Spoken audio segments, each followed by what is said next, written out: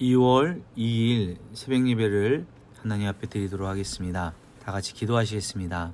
하나님 은혜를 감사합니다. 명절 연휴 동안 지켜주시고 오랜만에 사랑하는 가족들을 만나 교제하며 하나님 주시는 평강과 은혜를 나누게 하여 주심을 감사드립니다. 하나님, 우리 영화교회를 위해서 기도합니다. 이 교회가 하나님께서 세우신 하나님의 교회임을 믿습니다. 예수 그리스도가 이 교회의 머리 되시며 우리가 한 몸 된 공동체임을 고백합니다. 주님, 우리가 서로 지체됨을 온전히 깨닫게 하여 주시옵소서. 주님께서 우리 마음과 생각을 같은 마음 같은 뜻으로, 주님, 우리가 서로 지체됨을 온전히 깨닫게 하여 주시기를 원합니다. 그리스도의 마음을 품게 하여 주시고 예수님의 정신으로 살아가게 하여 주옵소서.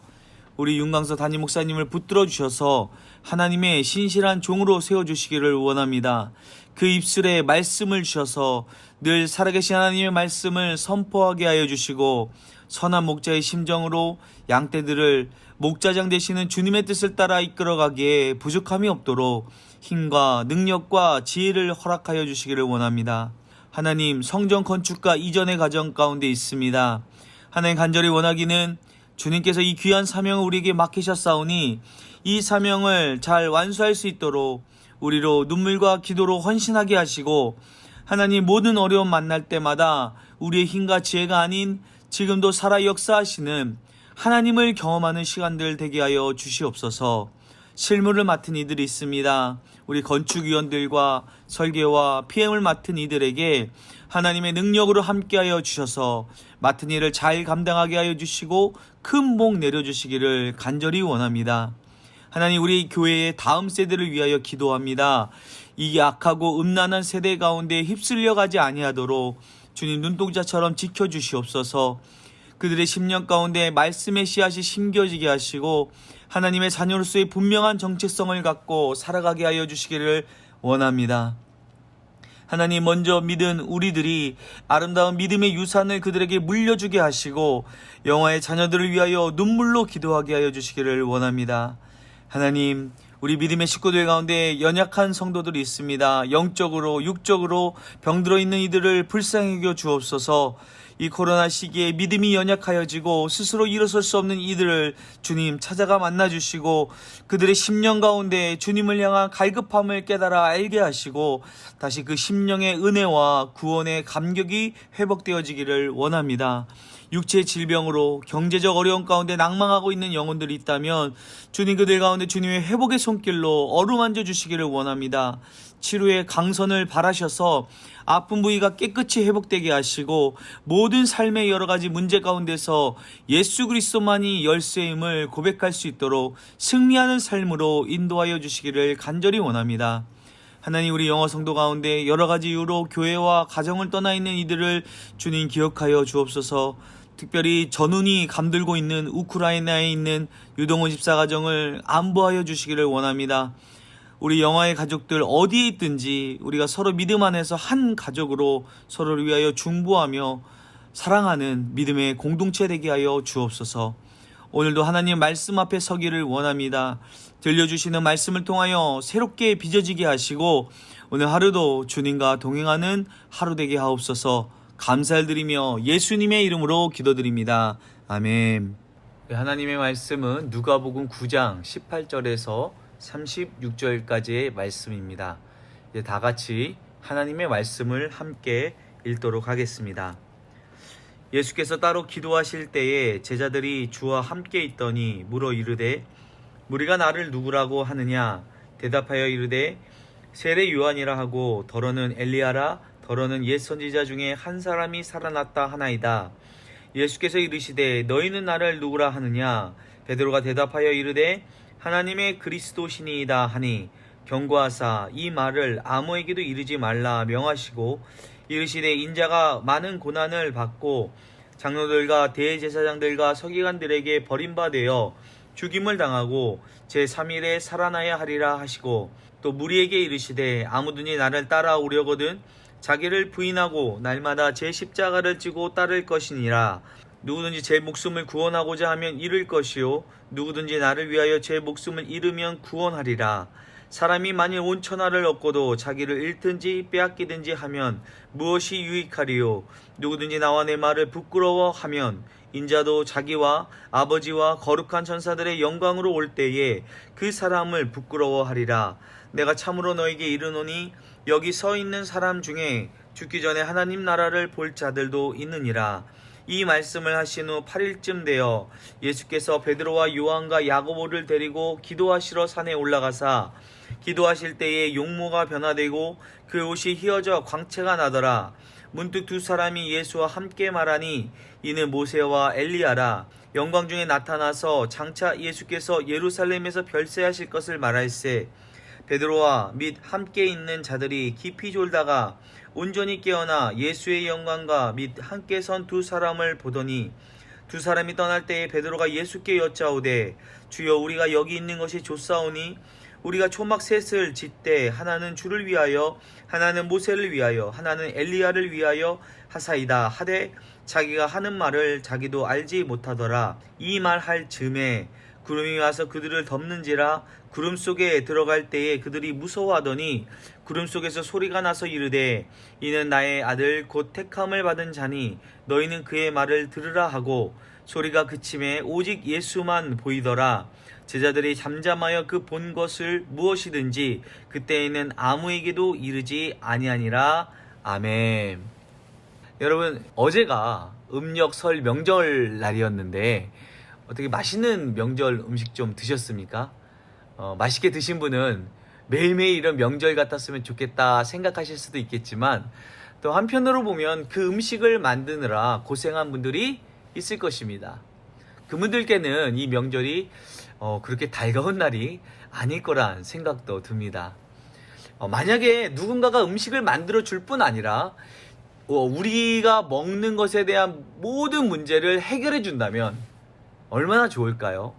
얼마 안 있으면 대선이 있는데 만약에 대통령 후보가 선거 공약으로 여러분의 삼시세끼를 책임지겠습니다 라고 한다면 물론 지금 우리가 살고 있는 이 시대에는 그것이 말도 안 되는 공약이고 마음에 안 드는 공약이 될 수도 있겠지만 예수님 당시에는 지금처럼 먹을 것이 풍족하지 않은 시대에 이 먹을 것에 대한 문제를 해결할 수 있다는 것은요 대단히 놀랍고 엄청난 사건이었고 이슈였을 것입니다. 우리가 읽었던 본문에는 자세하게 나와 있지 않지만 오병이어의 기적이 실린 마태복음의 본문을 보면요 이 놀라운 체험을 한 뒤에 사람들은 예수님을 세상의 왕으로 삼고자 했더라라고 기록하고 있습니다. 예수님께서 세례 요한에게 세례를 받으시면서 이제 공생의 사역을 시작하십니다. 그리고 나서 제자들을 부르시죠. 또 회당과 갈릴리 주변을 두루 다니시면서 하나님 나라 복음을 선포하십니다.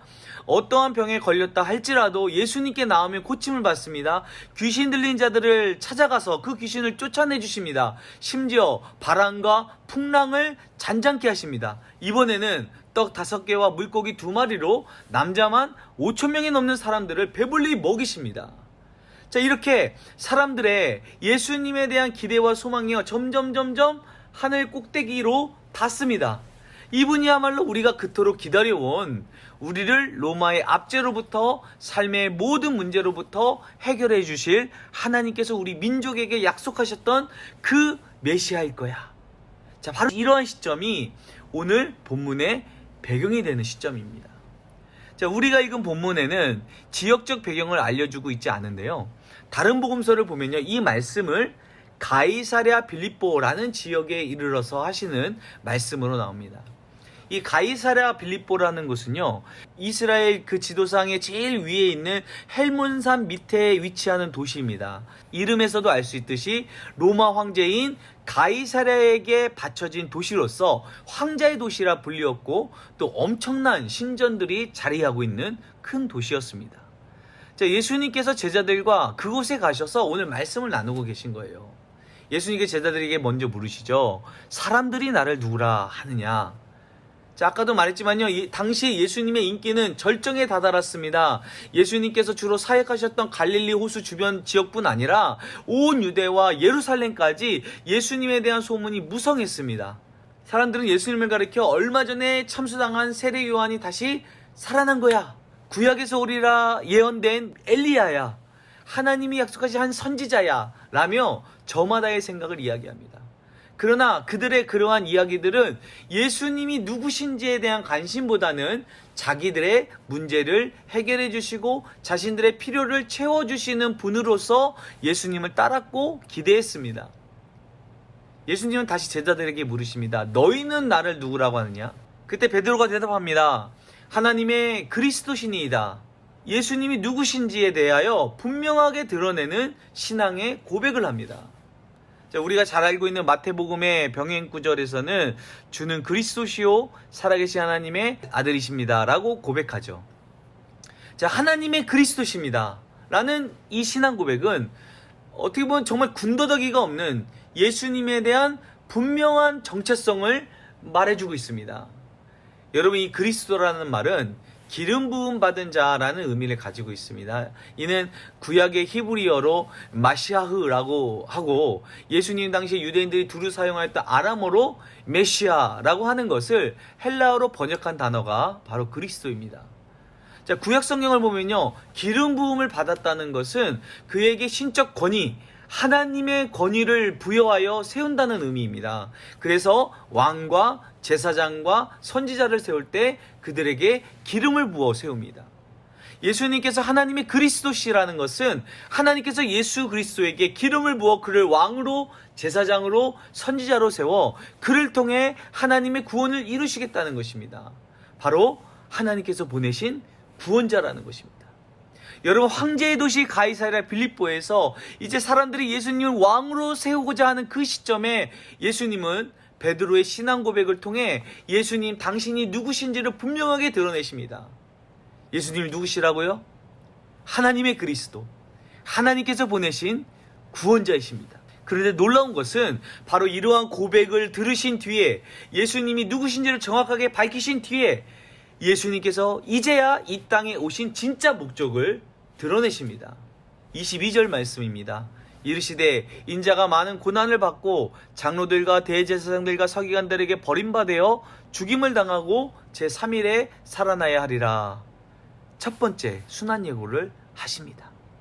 이때를 정점으로 하여 예수님은 예루살렘으로 향해 가십니다. 예루살렘으로 가시는 이유가 무엇입니까? 십자가를 지시기 위해 가시는 것입니다. 그것이 바로 하나님의 그리스도이신 예수님께서 이 땅에 오신 이유이고 하나님의 그리스도로서의 사명이셨습니다. 예수님을 향한 사람들의 기대가 무엇이었습니까? 우리의 모든 문제를 해결해 줄 수 있는 예수님을 자신들의 왕으로 삼고자 하는 것이었습니다. 제자들은 어떠했습니까? 이렇게 멋진 신앙 고백을 했지만 제자들도 별반 다르지 않았습니다. 그들도 예수님께서 왕으로 오르시면 자신들이 어떠한 자리를 차지할까, 누가 더 높은 자리에 앉을까에 대한 생각으로 가득 차 있었습니다. 예수님은 이러한 사람들의 기대나 바램과 달리 하나님의 그리스도로서의 사명을 감당하시고자 이 땅에 오셨고 십자가의 길을 가셨던 것입니다. 이어 예수님께서 말씀하십니다. 아무든지 나를 따라오려거든 자기를 부인하고 날마다 제 십자가를 지고 나를 따를 것이니라. 자, 예수님을 따라가려는 삶, 이 길을 제자의 길이라고 합니다. 자, 예수님을 따라가려면 자기를 부인하고 날마다 자기 십자가를 지고 예수님을 따라야 합니다. 여러분 어떠십니까? 생각만 해도 결코 쉬워 보이는 길 같아 보이지 않습니다. 이건 정말 목회자나 선교사들이나 할 수 있는 대단한 결단의 길처럼 느껴집니다. 그러나 예수님은 이 말씀을요, 제자들에게만 하신 말씀이 아니에요. 무리를 바라보시면서 모든 사람에게 하시는 말씀입니다. 그리고 구원에 관한 말씀입니다. 우리가 예수님을 따라가지 않고서 어떻게 구원을 얻을 수 있겠습니까? 예수님이 가신 길을 따라가야지 그 길이 바로 구원의 길 아니겠습니까? 그렇다면은 무엇이 자기를 부인하는 것이고 무엇이 날마다 제 십자가를 지고 예수님 가신 길을 따라가는 것일까요? 자기를 부인한다는 것은 나의 생각과 계획을 내려놓는 것입니다. 누가복음의 특징은 예수님께서 죄인들을 찾아가셔서 그들을 회개시키고 구원하시는 모습을 분명하게 보여주고 있습니다. 성경이 분명하게 말하고 있는 것은 인간은 전적 타락으로 말미암아 인간 스스로 자기를 구원할 수 없다는 것입니다. 자기 부인이라는 것은요, 바로 그것을 인정하는 것입니다. 나 스스로 나를 구원할 수 없다. 나는 어찌할 수 없는 죄인이며 그렇게 나를 구원하실 하나님이 절대적으로 필요함을 인정하는 것이 바로 자기를 부인하는 것입니다. 많은 사람들은 자기 스스로의 구원을 이루고자 살아갑니다. 하나님 없이, 하나님과 상관없이도 인생을 살 수 있다고 생각합니다. 천하에 예수님 외에 구원을 얻을 수 있는 방법은 없습니다. 그것을 인정하고 예수님께 나아오는 것이 바로 자기 부인입니다.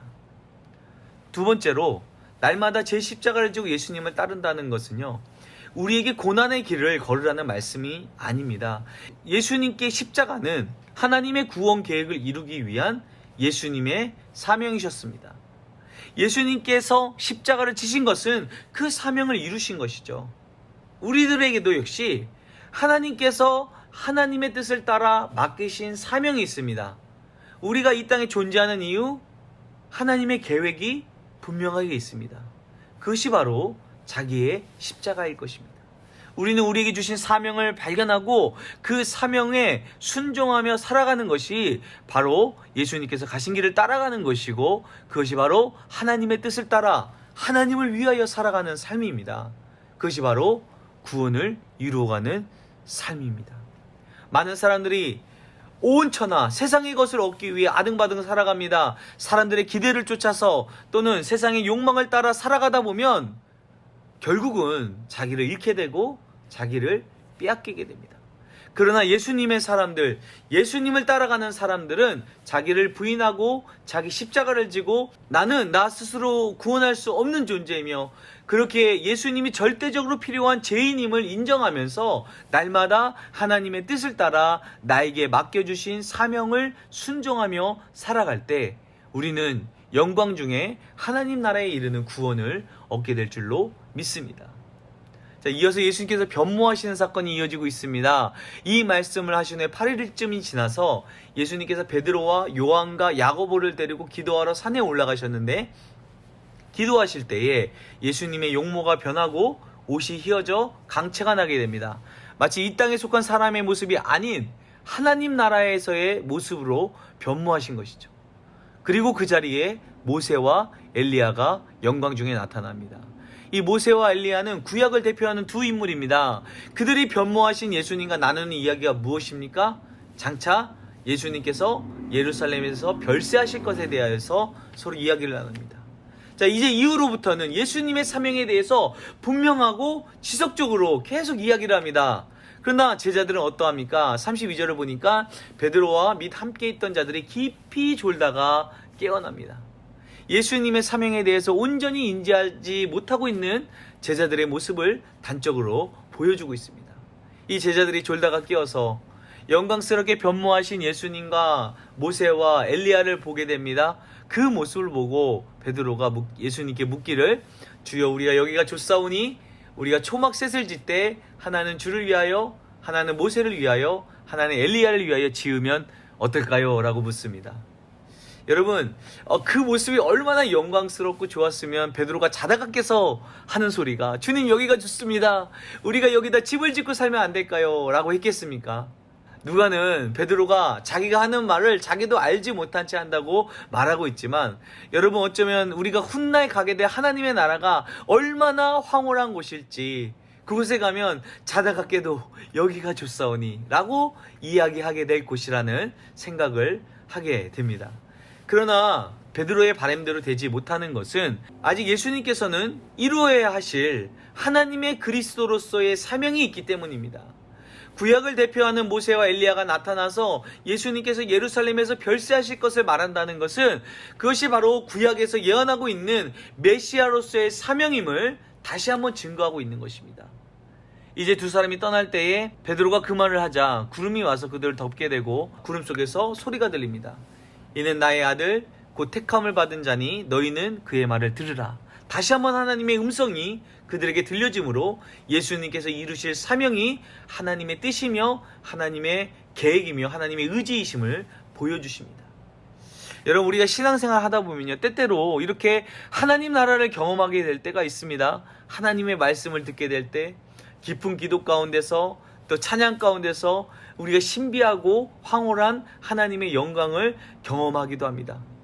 그때 우리는 베드로와 같이 여기가 좋사오니 하며 그러한 체험이 우리에게 계속되어지기를 간구하기도 합니다. 하지만 여러분, 우리가 추구해야 할 것은요, 그렇게 일시적인 하나님 나라에 대한 체험이 아닌 하나님께서 우리에게 맡기신 사명, 우리를 통해, 나를 통해 하나님께서 이 땅 가운데 이루시고자 하는 하나님의 계획을 이루어가는 것입니다. 사랑하는 여러분, 하나님께서 우리를 이 땅에 보내신 하나님의 계획과 섭리가 있습니다. 저마다에게 주신 하나님의 사명이 있습니다. 자기의 십자가가 있습니다.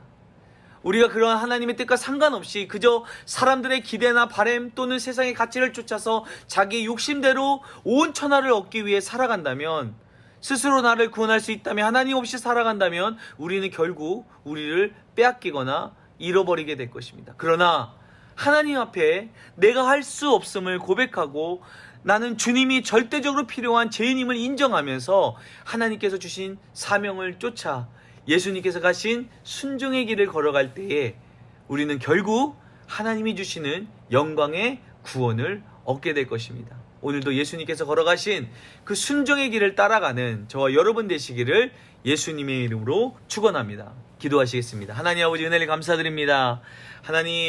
하나님께서 우리에게 나를 따라오려거든 자기를 부인하고 자기 십자가를 지고 주님을 따라오라 말씀하셨습니다. 하나님, 이것이 나 스스로 구원할 수 없는 죄인임을 인정하고 주님께서 우리에게 맡기신 사명, 자기의 십자가를 지고 주님께서 가신 그 순종의 길을 따라가라는 오늘 우리가 말씀을 통해 들었사오니, 하나님 아버지, 우리로 오늘 하루를 살아갈 때에 그렇게 나 자신이 주님이 온전히 필요한 죄인임을 인정하며 주님께서 맡기신 사명을 쫓아 순종의 길을 걸어갈 수 있는 믿음의 사람들로 서게 하여 주시옵소서. 감사를 드리며 예수님의 이름으로 기도드립니다. 아멘. 하늘에 계신 우리 아버지, 아버지의 이름을 거룩하게 하시며 아버지의 나라가 오게 하시며 아버지의 뜻이 하늘에서와 같이 땅에서도 이루어지게 하소서. 오늘 우리에게 일용할 양식을 주시고 우리가 우리에게 잘못한 사람을 용서하여 준 것 같이 우리 죄를 용서하여 주시고 우리를 시험에 빠지지 않게 하시고 악에서 구하소서. 나라와 권능과 영광이 영원히 아버지의 것입니다. 아멘. 광고 말씀 하나 드리겠습니다. 내일 목요일부터 이전과 같이 오전 6시에 본당에서 새벽 예배를 드립니다. 온라인 새벽 예배도 기존과 같이 업로드 됩니다.